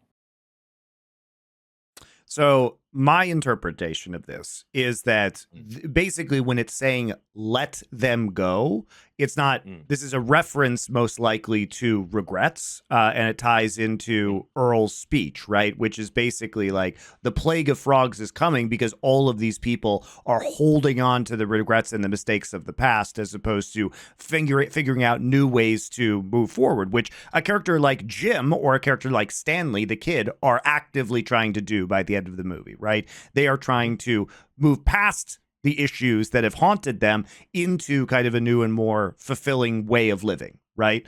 Yeah. And the plague of frogs, I think that is, the obvious symbol of, God's displeasure with them not letting go, right? And I will say, I think this is a pretty weak, it's a pretty tenuous association, which is why I'm not super in love with this part of the movie. The other thing I would say is that when looking this up, raining frogs is a phenomena that has happened naturally, apparently in the past. It's very rare, but apparently certain powerful storms can actually collect frogs via the wind and deposit them in other places. So it's obviously not like is a dramatized version of it. It's not going to be giant bullfrogs and like millions of them, but frogs falling from the sky, probably smaller ones and in smaller quantities, has been a recorded phenomena. So basically part of this is also the coincidental nature of the movie. And I think the other part of this that's very telling is the characters don't even really react to this. Like, they're obviously surprised and alarmed, and they're crashing their cars because it's like, what the fuck, I can't see what's going on, and it's terrifying, right? But do they ever talk about it? No, right? What ends up happening is that it's almost as if all of the other unbelievable things and coincidences that are happening in their lives, this is just as believable as everything that has already happened to them. In a way, right? That it doesn't even faze them. It's almost as if they all are so obsessed with their own individual problems that they can't even react to something fucking mental happening right around them, right? And it's almost like all the characters are just so narcissistic and myopic in a way, right? And I think that's true of the fact if you start thinking about the idea of the spoke and the wheel going round and round, or people's inability to let go. It's almost a symbol that we are so myopically focused on our own fucking problems that we can't actually see extraordinary things that are going on around us that could actually like snap you out of these obsessions, right? These obsessions, these regrets, the navel gazing that many people, seem to enjoy or engage in, either because they are, entrapped by it in a way, or they are choosing to ignore the broader world. So I think there are interesting things to be said about that. And certainly it's something fun to talk about with this movie, because I think there are a variety of interpretations, but that's kind of what I got out of it. Duncan? I don't really have anything for that. Was there supposed to be some like grand thing for it? I never really took like a big message in that way. Oh, interesting. Yeah, I don't know, because the way the movie was kind of framed at the time was like people who'd seen it. It was almost like some sort of Hitchcockian "don't reveal the twist," Okay. Don't talk about the frogs at the end. And I remember hearing before I watched the movie, someone had like spoiled it. Again, back in the day, guys, we didn't do spoiler culture because we weren't a fucking bunch of pussies. So if someone just leaked the twist, you would go, I'm still going to watch the movie. It'll still be straight fire, and we just got on with our lives. But anyway, somebody had said to me like, oh yeah, it fucking rains frogs at the end. And I was going, what the fuck? It's a 3-hour film and there's frogs raining at the end? And why? What's going to happen? So I didn't even know going in what it was going to be.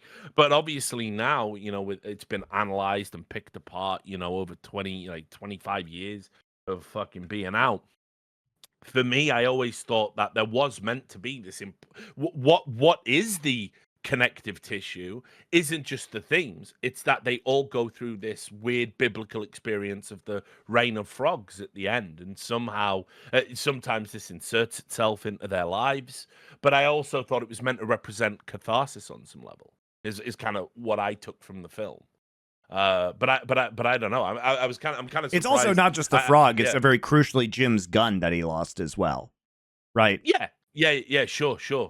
But I mean that's also. I mean, it impacts on everyone in some way. Quiz kid Donnie Smith, who's just got his braces, gets his face smashed in again, and obviously there's all the the suicide that's averted at the start, and Julianne Moore's character who's in the ambulance, and so it's one of those things where it's like it definitely happened. By the way, it's not an allegory; it's something that does happen in universe. But I think it's kind of it is also allegorical about, as you said. I agree. I interpret it as like sometimes you do have to let go of the past, and if you do, you will go through a big cathartic, transformative moment in your life. You will not be the same person that comes out the other side, and I think that's kind of like what the movie's trying to say is after whatever it is, 2 hours and 45 minutes, hey, if you just give up on all of this bullshit that you're letting define you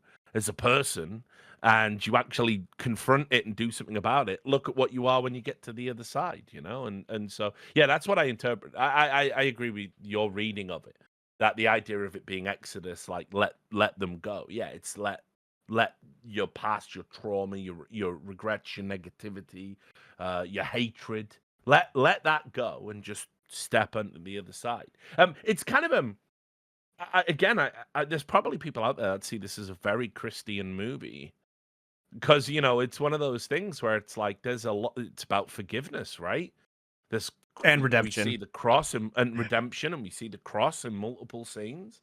I don't know where PTA is on the religious thing, but actually it's kind of interesting that Magnolia, I guess one way to interpret it is it's a very earnest set of stories about the importance of almost like traditional religious dogma about being a good person.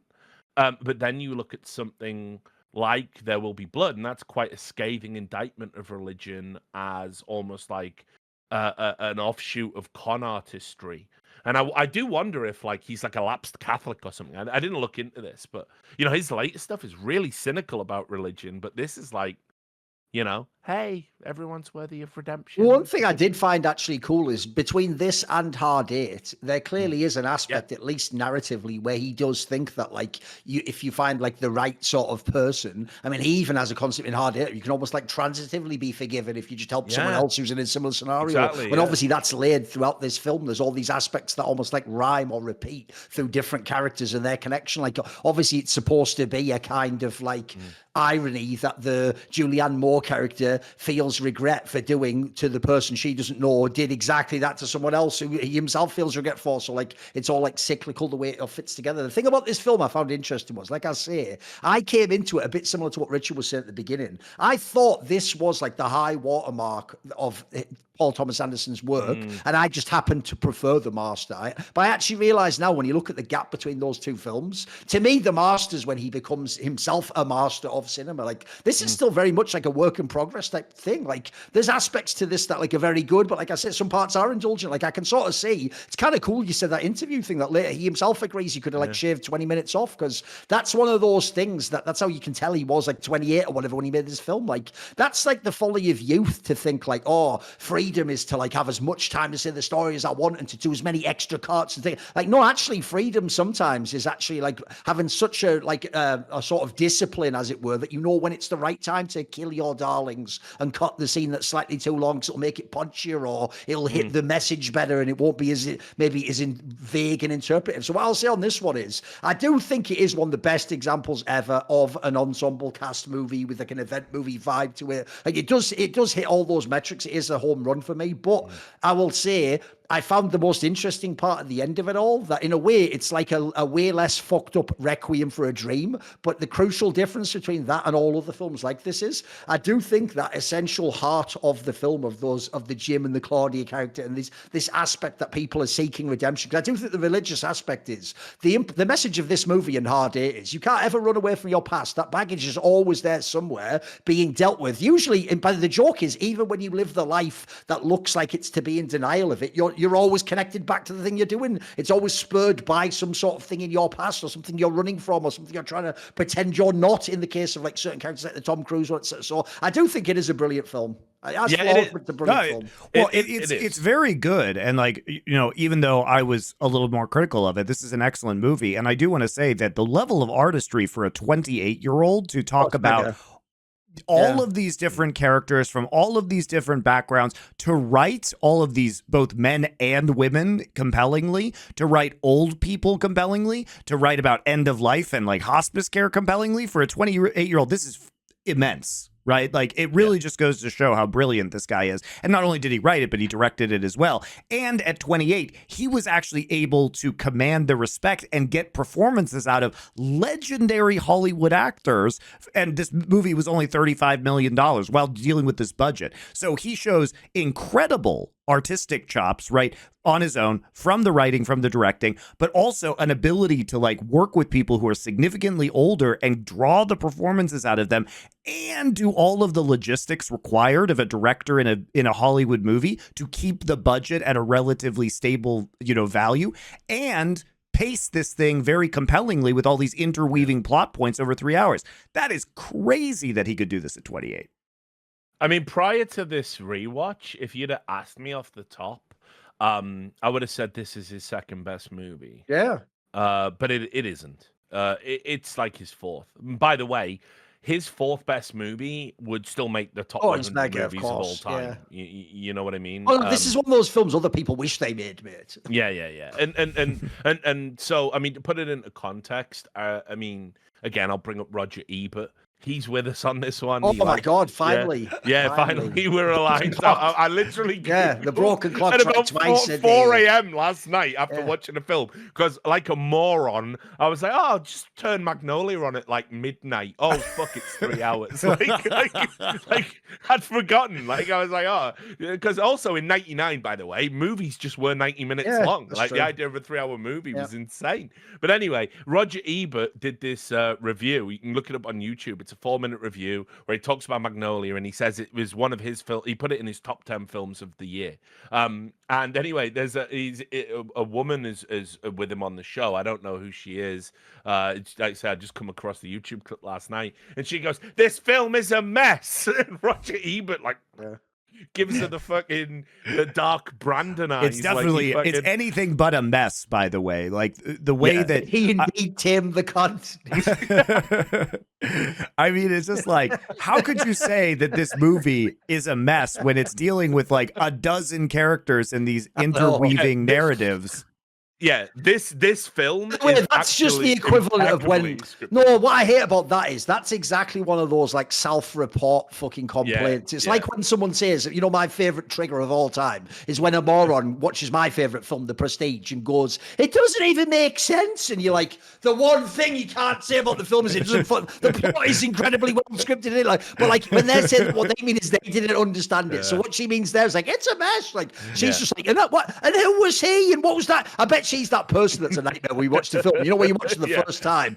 What was he? Who's that? Oh, I know. I'm watching it with you the first time. Yeah, exactly. But yeah, look, I mean, I think his best movie is There Will Be Blood.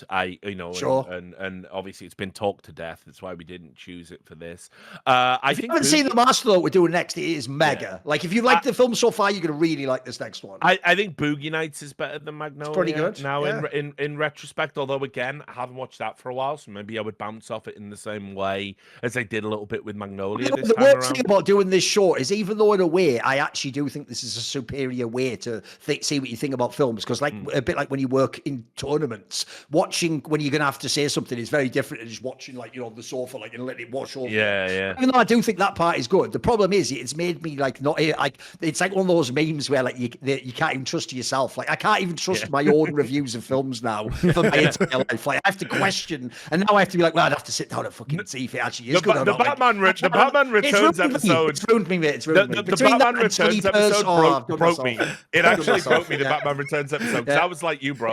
I would have been like, if you'd have just said, gun to your head, what's an underrated superhero movie? Oh, it's so bad. Yeah, and then I it's couldn't even like, thinking of that. Yeah, and then it's like, well, I suppose I didn't watch it since. I know. I haven't watched it since I was a kid. Like, I'm actually low-key so grateful we did watch that episode, because I'd have told all these Zoomer dickheads, like, yo, it's better than all yours fucking shit Batman movies. And watch it like, this guy is fucking, he's Who let bro cook? They'd be right. I would have been what? I would absolutely have been blood waffling and doing tricks on it, all that shit. So, everything I didn't want to become. Exactly. Yeah, so I mean, like, I think Boogie Nights is conceivably better than Magnolia. I definitely think The Master is. I obviously I also can't handle the way watch we're now treating Roger Ebert as though it's like that thing of like heartbreaking. The worst person you know got something right for once. Like, I know. No, but he did. Why we did those people though? He did get it right. But he's been against us the whole time. Yeah, and he came together for Magnolia. But the irony is, he probably likes it a bit too much. So he's still wrong. He's still wrong. Okay. Yeah. Fuck him.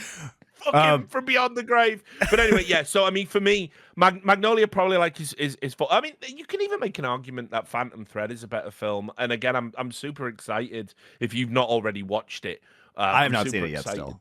Yeah, I can't wait to get your opinion on this film, because you're gonna have the experience I had as well, where I was like, the trailer makes you think it's some Downton Abbey.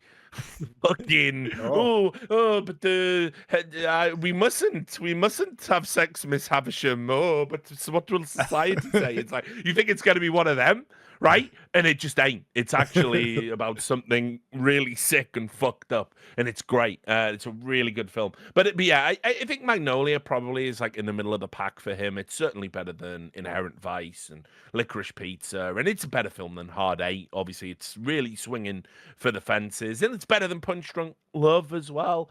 But honestly, you know, like you say, rewatching it now, what it's really good at doing is it serves up really compelling stories. Just think of it as a series of vignettes. Like, for example, if you were to take each of the storylines and just make them short films in their own right, you know, and just put them in chronological order, and you know, they would be really good short movies. I was thinking something similar. Monty might not know the reference, but I was even thinking, Richard, that this also shows, though, the American way and the Hollywood sheen that you put on everything. Because also, I was thinking when I was watching this film, mate, this could just be a bunch of Alan Bennett fucking skits of like him talking about modelling things with his hand, or something, you know, like but that'd be like a very British way and like a very sort of dour setting, which it doesn't really have. But in terms of like what the plot is, like I say, it's not really a movie about progression of the plot or resolution. The resolution's emotional, if anything, in this film, right? Yeah, I mean, listen, Alan Bennett's a really good kind of touchstone because, again, a lot of people won't know who he is, but he was like essentially like a British playwright and writer, and obviously quite famously did again, very much on the nose. He did a series of short plays called Talking Heads, which were all effectively straight to camera monologues by great actors, and they were all very much slice of life, British observational humor, quite sad, a lot of them. Like there's one called A Cracker Under the Settee, which is about is it a settee or sofa? I can't remember, but sofa feels American. I think it would be feels like settee from where he's from. Yeah. So anyway, and that was it Thora Heard? It was, right? Yeah. Great famous British actress. Anyway, when it's about an old lady that has fallen and can't get up, and she's talking to the camera about the details of her life and revealing aspects of herself, and she can see under the settee, like there's a cracker, meaning like a biscuit, right? Just in case Twitch are watching. And she's kind of lamenting like, oh, the cleaners aren't as thorough as they used to be, and she's gonna die.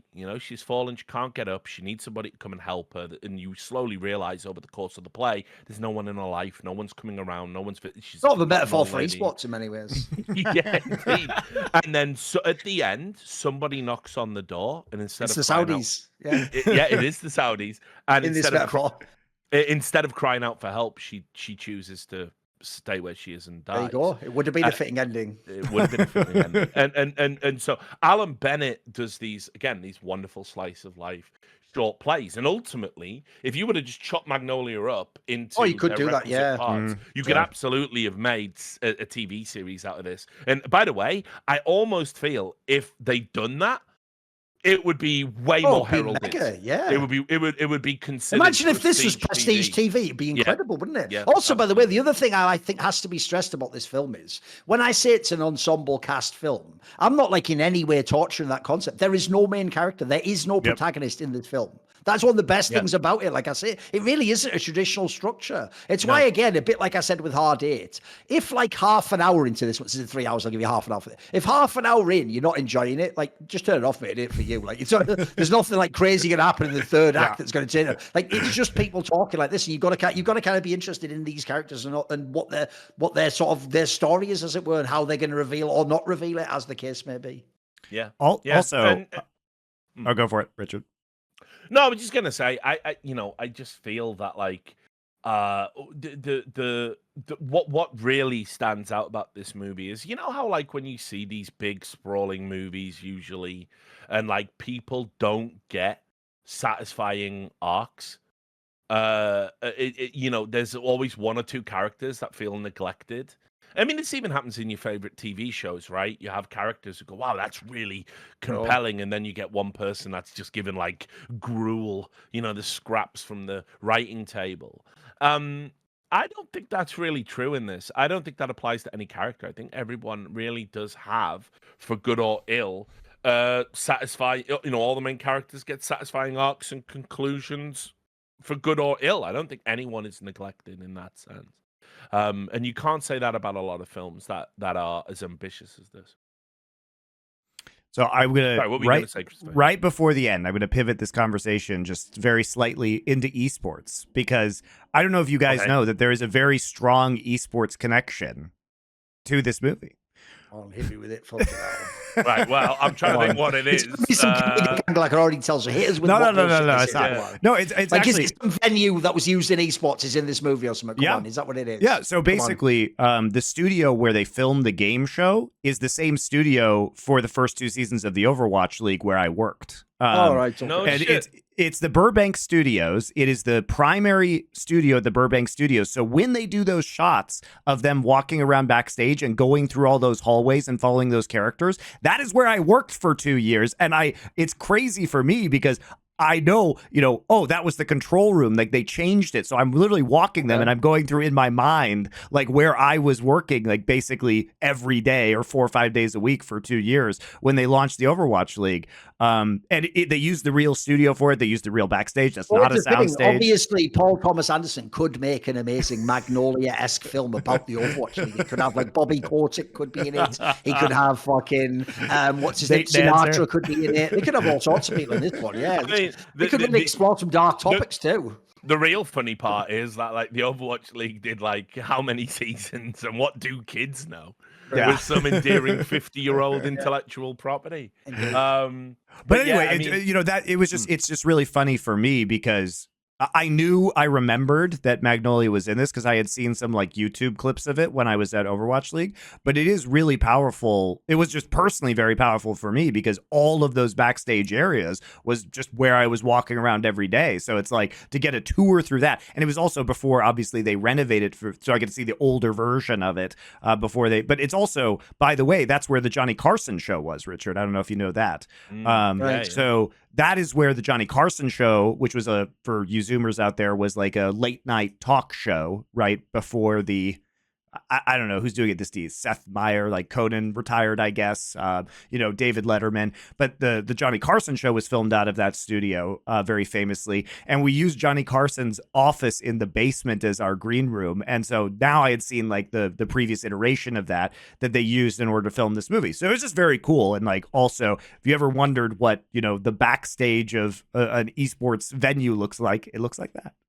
For our fans out there. By the way, there's also an aspect in this film that with the structure that I want to explicitly talk about as well, which is the other reason why I think indulgent is the best way to describe it for good or for ill in this film is like, I'll tell you an obvious example of something that if the guy came to you and said the dreaded line, like, sorry, we have to shave like 15 minutes off the film. The first character, literally a character you just excise completely is the young kid playing the game show. Like it's actually not necessary. Every other cast, but you put that in there, you're thinking when you watch it, this is why I also think when people watch this film, other Hollywood tropes are going to trick them. They're going to think with that character, something really big's going to happen to him at the end. He's going to have some big reveal where like he really has the heart-to-heart with his dad. He has like a sort of half-hearted heart-to-heart with him in this one. Where, Dad, you got to treat me better. Like whatever, just go to bed, kid. Like if anything, I actually think the brilliance of that is you don't need to know anything more because you've already seen what happens to Quiz Kid Donnie. Like it's actually, you don't need to have anything happen to this kid. That is just there to show like this is what his like innocent life must have been like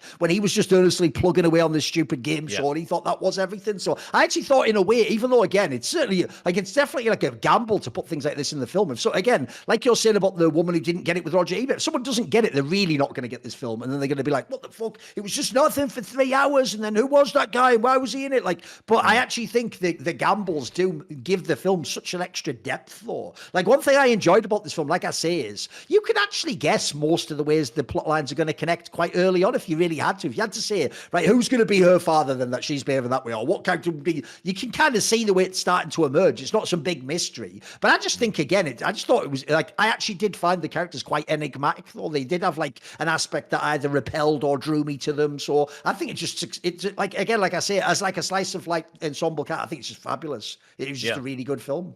Yeah, it is. And it's like I say, I mean, I don't want to make it sound like I didn't enjoy rewatching the movie or anything. It's just obviously I do remember it as being, I think, as a younger man. The irony is Frank Mackey, because what we do, Richard, is we treat 9s like they're 7s.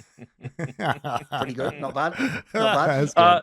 No, that's good. And look, I think as a younger man, this kind of like blew me away in the sense that I think it explored a lot of topics I hadn't really seen explored in cinema before. Yes.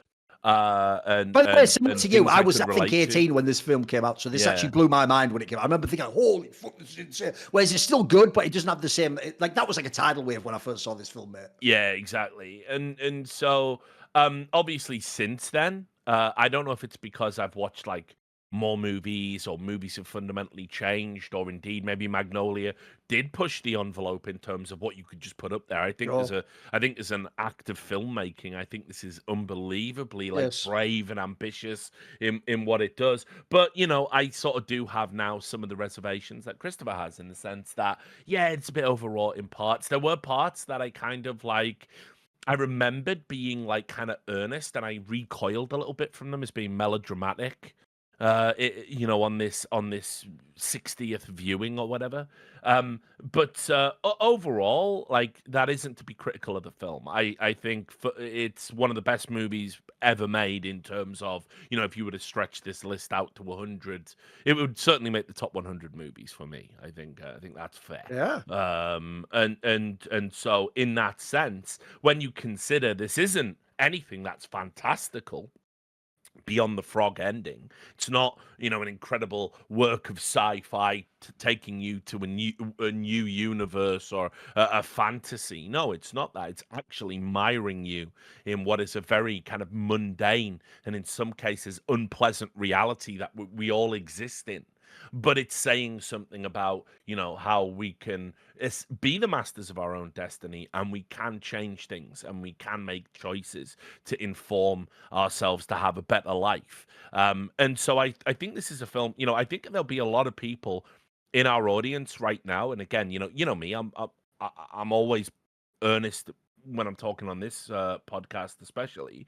I think there'll be people out there who are probably going through some shit, and this movie will hit you at the right time, and it's going to give you a really positive message and probably encourage you to do something about whatever it is that you're going through. I mean, this is the perfect movie for that. This is like a movie that you sit down, you watch it, it's 3 hours. I guarantee you're going to come out the end of it and you are going to feel some kind of something about this movie. Whether it's, you know, you're a hardened cynic and you go, that was a lot of pretentious bollocks, and you go and get on with your life and whatever. But if you are going through that something, it might just give you the nudge in the right direction to take charge and make some positive changes, because that ultimately is what all of these stories are about. Don't get to the end of your life with regret.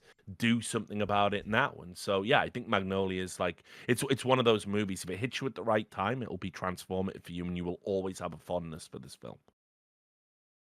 Very enjoyable. All right, guys, we are going to jump forward in time from 99 to 2012. Like, big gap there that we're going to be passing over to get to The Master next week, which is, if you love Philip Seymour Hoffman, one of his all-time great performances for sure. And very soon, like just a couple of years before he died, unfortunately. If you've ever wanted to see Philip Seymour Hoffman get jerked off into a sink, this is... This is the one for you. That scene itself could be a metaphor for the way that the esports industry has to be treated by the Saudis now. Will you come for me? Put this hootenanny away. Will you come for me? That could in many ways be ESL. You know, I cannot wait. Actually, I'm so psyched to rewatch this film. I haven't seen it for a couple of years. And you're right. I mean, I do just want to say as well, coming out of Magnolia, you know, Philip Seymour Hoffman it's a small part by comparison to the other people. But wow, it really made me, doing this episode miss this guy, mixed with the Villeneuve arc where we went so ham on fucking Dune, makes me realize at some point we have to do a category where the whole conceit is that we all suggest earnestly a bunch of movies we really love, and then we pick the other two, have to pick the one that they hate the most, and then we do a whole like a hate watch season where we watch it and just destroy the other person's sacred fucking gore their sacred ox, as it were. Like that would actually be cinema, guys. That would be legit. I think we've got to do that. Yeah, no, fuck it, we can do it after this. There's no that would be fire. We are the masters. Because by the way, I totally admit I've got a few that I guarantee you guys would just destroy and the total shit, you know. But like, we've got to pick the more self-indulgent ones. I'm really looking forward to as we kill each other in such a horrible way. Kill each other's darlings. Yes, it's the best. But yeah, I mean, I'm 100% down for that. Actually, I think that'll be really cool. So we'll have to come up with a conceptualization. But yeah, like as I said, just to go back to putting a pin in it. I mean, yeah, everyone's excellent in this movie as well. Performances are out of this world. I felt very, very sad, you know, thinking about the great actors that we lost. I mean, a lot of this cast are dead. Yeah, amazingly, yeah. Yeah, it's really fucking sad. But yeah, just if the film hits you at the right time in your life, it's gonna change you, I think. See you guys next week for The Master. Till then.